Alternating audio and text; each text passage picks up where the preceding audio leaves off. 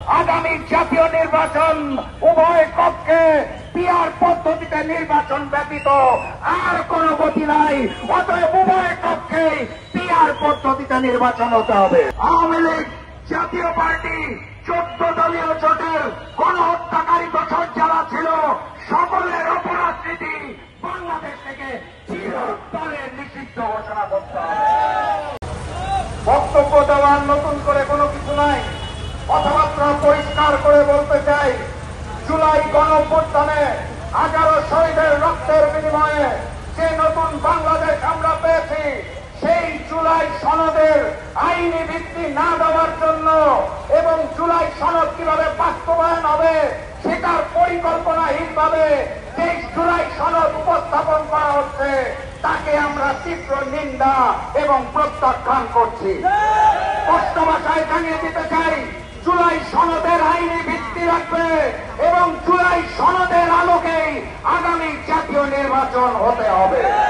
সম্মানিত সাথী এবং বন্ধুগণ, অগাস্ট মাসের 5 তারিখে হাসিনা পতন আন্দোলন শুধুমাত্র হাসিনা এবং আওয়ামী লীগের বিরুদ্ধে ছিল না, বরং ওই হিন্দুস্তানের বিরুদ্ধে ছিল, ভারতীয় অত্যাচারের বিরুদ্ধে ছিল, ভারতীয় আধিপত্যবাদের বিরুদ্ধে ছিল। এই নতুন বাংলাদেশে আমরা নতুন করে আর কোন ভারতীয় চক্রান্ত দেখতে চাই না। এই বাংলাদেশ করার জন্য, নতুন বাংলাদেশ করার জন্য আগামী জাতীয় নির্বাচন উভয় কক্ষে পিআর পদ্ধতিতে নির্বাচন ব্যতীত আর কোন গতি নাই। অতএব উভয় কক্ষে পিআর পদ্ধতিতে নির্বাচন হতে হবে। আমরা জাতীয় নির্বাচনের কালো টাকার ব্যবহার দেখতে চাই না, পেশি শক্তির ব্যবহার দেখতে চাই না, নমিনেশন বাণিজ্য দেখতে চাই না। পিআর পদ্ধতিতে নির্বাচনের মাধ্যমে জনতার সরকার আমরা গঠন করতে চাই। সংগ্রামী সাথী এবং বন্ধুগণ, অন্তর্বর্তী সরকারকে স্পষ্ট ভাষায় বলতে চাই, ফ্যাসিস্ট শেখ হাসিনাকে ফিরিয়ে আনার ব্যাপারে আপনাদের কোন জোরালো ভূমিকা আমরা দেখতে পাচ্ছি না।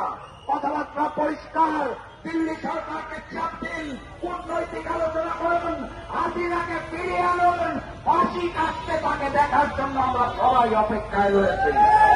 একই সাথে সাথে আওয়ামী লীগ জাতীয় পার্টি 14 দলীয় জোটের গণহত্যাকারী দোষর যারা ছিল সকলের অপরাধনীতি বাংলাদেশ থেকে চিরতরে নিষিদ্ধ ঘোষণা করতে হবে।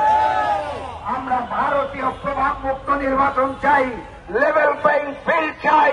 ওই শেখ হাসিনা যেভাবে করে দেশকে ভারতের হাতে তুলে দিয়েছিল, সেখান থেকে আমরা স্বাধীন সার্বভৌম বাংলাদেশ চাই।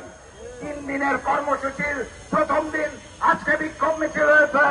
আগামীকাল 7টি বিভাগীয় শহরে গণসংযোগ হবে জাকপার পক্ষ থেকে এবং 26 তারিখ সকল সাংগঠনিক জেলায় জাকপার 7 দফা দাবি নিয়ে বিক্ষোভ মিছিল হবে। সারা দেশব্যাপীকে নতুন বাংলাদেশ গড়ার আন্দোলনে আমন্ত্রণ জানিয়ে ভারতীয় প্রভাব মুক্ত নির্বাচন এবং বাংলাদেশ গড়ার লক্ষ্যে রাজপথে নেমে আসার আহ্বান জানিয়ে আমি আজকের মতো বিদায় নিচ্ছি। বিজয়ের পথে যাত্রা শুরু, জীবন অথবা মৃত্যু। আসসালামু আলাইকুম।